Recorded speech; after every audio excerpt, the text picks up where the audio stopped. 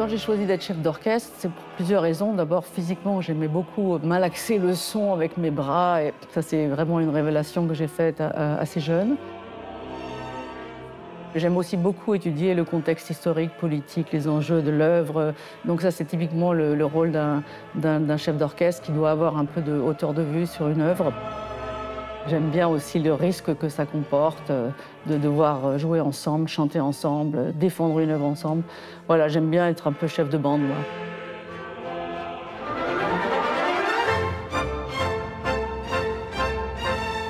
Je suis premièrement une chanteuse d'opéra. Je suis française de nationalité, mais j'ai grandi en Autriche. Je travaille un peu partout dans le monde, mais pas encore en France. Ce soir, je suis Carmen et j'ai rêvé de chanter ce rôle depuis toute petite. Je suis pour un opéra plus accessible. J'aimerais que tout le monde vienne à l'opéra et découvre cet art que j'aime tellement.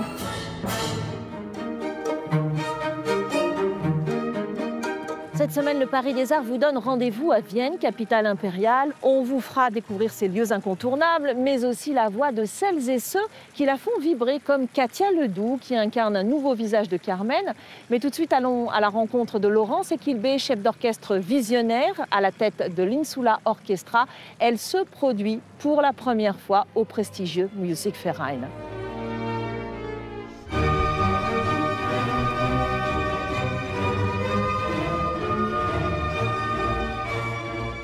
J'adore, Laurence, ce rendez-vous au Café Central. C'est une institution. Est-ce que vous avez de nombreux souvenirs ici? Il paraît que c'est l'un des cafés les plus connus au monde. J'ai beaucoup de souvenirs parce que c'est un des premiers cafés viennois que j'ai connus. Et quand je suis arrivée là, j'étais vraiment fascinée, à la fois par l'ambiance et puis évidemment les gâteaux.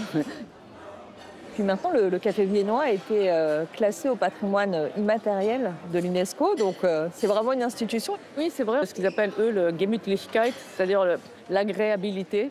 Et toujours pour le client soit vraiment dans une ambiance très, très agréable, positive. Et ça, il y a des journaux partout. Enfin, on peut rester des heures au café viennois.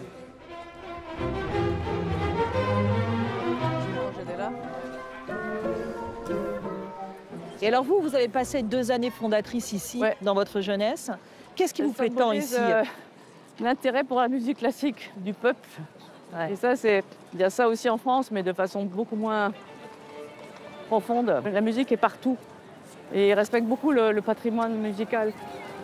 Donc ça, c'est très agréable pour un musicien.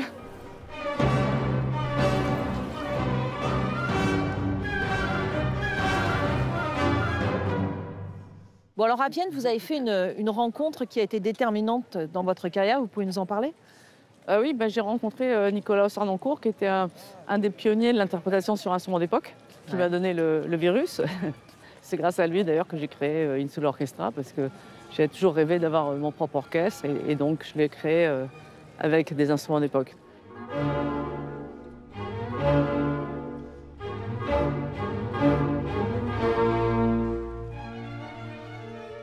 Laurence, vous êtes ici à Vienne pour diriger dans cette salle mythique où tant de chefs d'orchestre ont laissé leur empreinte cette œuvre de Schumann, Le Paradis et la Pairie. J'imagine que c'est une émotion particulière. Cette histoire avec cette œuvre de Schumann, avec Insula Orchestra, Accentus, des solistes, enfin, c'est une grosse œuvre. Après, même il y a quelques mois, je me disais, mais je suis folle de faire ça d'abord comme carte d'entrée, parce que c'est une œuvre qui est très peu jouée et qui est difficile. Mais finalement, aujourd'hui, je suis assez excitée. Bon, on va rentrer par la grande porte, hein. Enfin, surtout vous. Allez, on y va.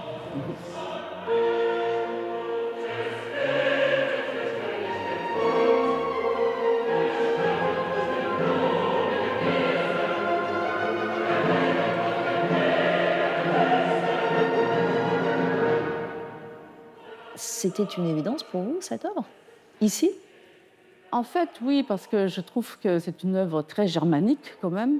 C'est une œuvre internationale puisque c'est un conte perse, donc ça rassemble les communautés, ça rassemble les sensibilités.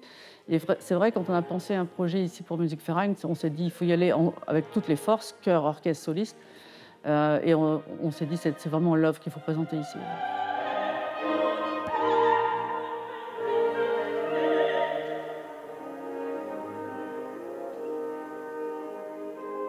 J'ai pas eu l'occasion d'observer 12 000 chefs d'orchestre, mais j'ai quand même remarqué que vous aviez un style assez épuré. Comment est-ce que vous l'avez construit? La relation entre le corps et le son. En fait, moi j'ai eu plusieurs maîtres donc, de direction, et notamment un qui est un grand maître qui est Jorma Banoula, qui a une technique très épurée. Et à chaque fois, on se voyait à la télévision, il nous critiquait comme ça, tu vois là, c'est beaucoup trop, pas nécessaire, pas nécessaire. Et en même temps, pour certains moments, vous avez quand même besoin d'avoir des gestes plus ardents. Donc en fait, c'est un peu la combinatoire que vous réussissez à faire qui fait qu'après, vous avez votre style. Vous avez fondé 2 ensembles, Accentus et Insula Orchestra, avec une vision très précise de l'excellence et de la transmission. Vous mêlez musique classique et technologie immersive. C'est quand même un sacré pari, cette insertion du numérique dans le monde du classique. Moi, ce qui m'intéresse, c'est déjà d'être toujours dans les nouvelles écritures, parce que je pense que l'innovation porte beaucoup d'inspiration. Donc c'est pour ça, d'ailleurs, Beethoven Wars, vous faites allusion à ce projet que j'ai monté avec Antonin Baudry, le réalisateur, des œuvres de Beethoven transposées dans le manga et dans l'espace, dans le futur. Mais donc il y a eu un spectacle immersif, mais il y a aussi des formats en réalité virtuelle. Moi, ce que j'adore dans votre parcours, c'est qu'en effet, vous réparez certains oublis de l'histoire en programmant des compositrices oubliées ou en tout cas pas suffisamment mises en valeur, mais très talentueuses. Quelles sont celles qui vous ont le plus marqué? Alors récemment, dans les œuvres rares, on a vraiment réinterprété toute l'œuvre symphonique de Louise Farinck, qui est une compositrice française du 19e siècle et qui a réussi à composer pour l'orchestre, qui était interdit, enfin elle ne pouvait pas apprendre la composition au conservatoire, notamment grâce à son mari, qui était flûtiste, qui l'a beaucoup soutenu. Et on va faire la même chose avec Emilie Mayer, qui est une compositrice allemande, aussi du 19e siècle. En tant que femme, chef d'orchestre, vous avez dû vous battre pour vous imposer dans un milieu qui reste essentiellement masculin. Est-ce que vous avez le sentiment que les choses évoluent dans le bon sens?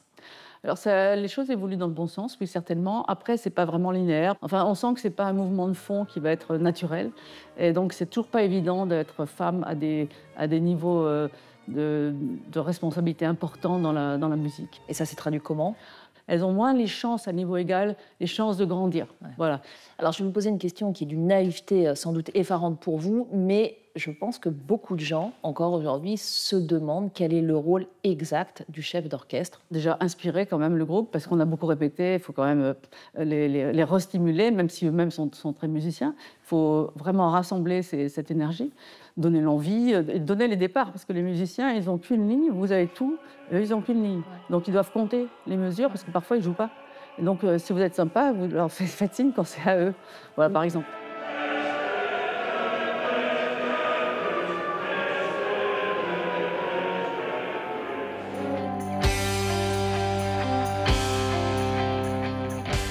On part à présent à la rencontre d'une mezzo-soprano qui secoue les scènes européennes par sa voix puissante, ses choix audacieux et son engagement pour un opéra plus ouvert.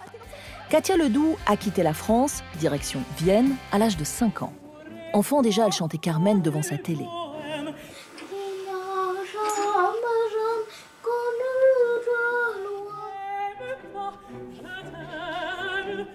Aujourd'hui, elle l'incarne sur la scène du Volksoper, l'opéra du peuple, avec une intensité bouleversante, en s'affranchissant des codes et des clichés.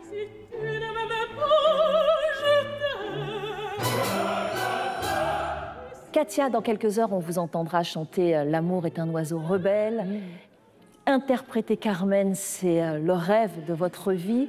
Carmen, c'est l'incarnation de la liberté, de l'insoumission faite femme. En cela, elle vous ressemble. Hein? Oh, merci, c'est un très beau compliment.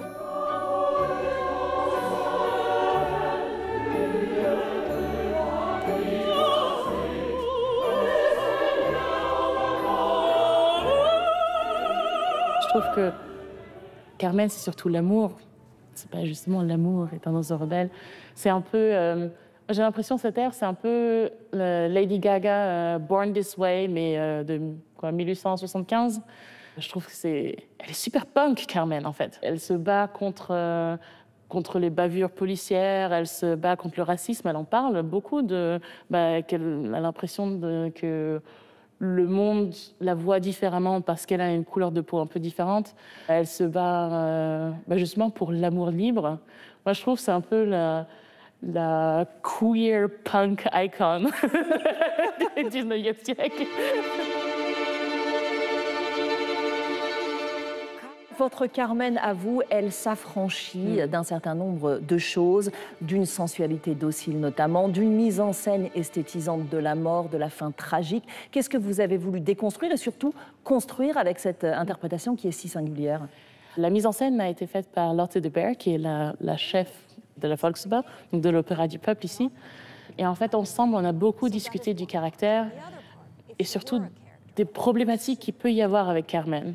Je trouve que surtout, un des grands problèmes qu'il peut y avoir avec Carmen, c'est surtout dans les traductions. Le mot bohémienne est traduit soit par gypsy, soit par Zigeunerin, qui sont tous les deux des mots qui ont une histoire lourde. Et en fait, dans l'opéra, à l'original, ces mots n'existent pas. Bizet utilise le mot bohémienne qui, quand même,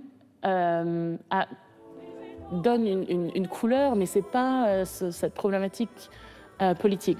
Carmen, cette femme fatale qui est un peu comme ça, qui la rend un peu faible en fait.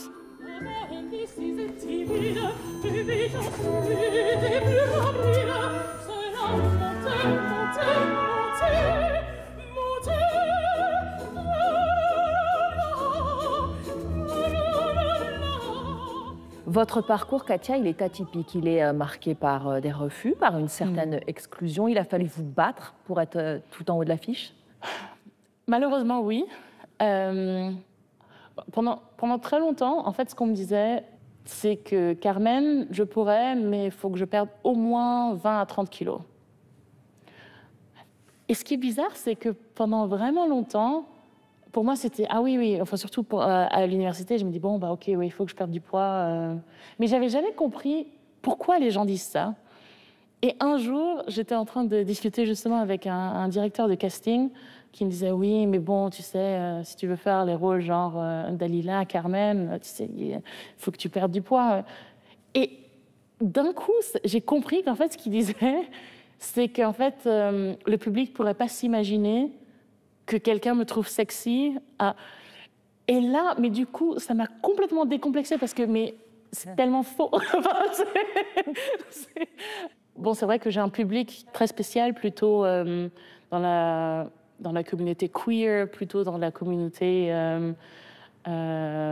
lesbienne, où peut-être l'idéal de beauté est un peu différente du super mannequin. Mais bon, je suis comme ça. Et du coup, apparemment, bah, ça change le monde. Vive les pains au chocolat.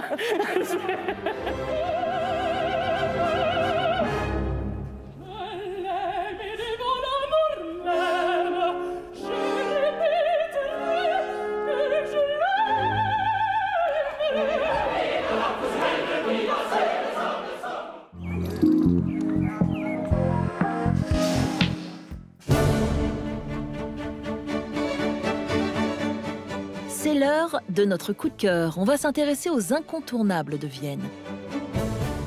De ses palais baroques à ses musées avant-gardistes, en passant par les cafés historiques et les salles de concert mondialement connues, la ville séduit autant les mélomanes que les passionnés d'histoire ou d'architecture. Bonjour Gilles. Oh, bonjour Valérie. Ravi. Même moi aussi, c'est mon plaisir.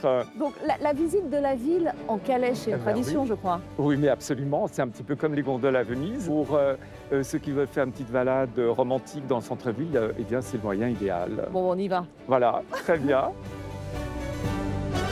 Ja, fantastisch. Dankeschön. Quels sont les sites qu'il faut absolument visiter quand on vient pour la toute première fois à Vienne? Alors, bien évidemment, le centre historique avec sa zone piétonne extrêmement agréable, la cathédrale qui est vraiment le cœur absolu du centre historique. Ensuite, la résidence impériale, bien évidemment Schönbrunn, mais également des musées tels que le musée d'histoire de l'art, le KHM, le musée du Belvédère supérieur, eh bien, abrite entre autres une très belle collection de Klimt et de ses contemporains.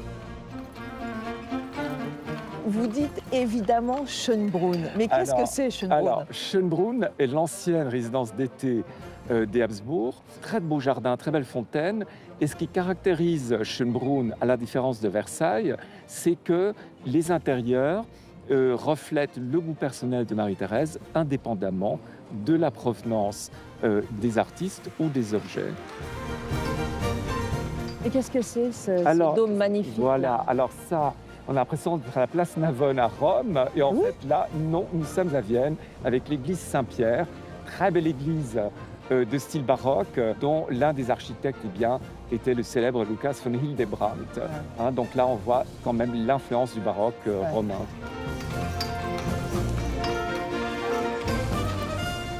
Merci beaucoup, Gilles. On va continuer cette visite sans toi et on se retrouve très vite pour de nouvelles aventures du Paris des Arts à Paris cette fois.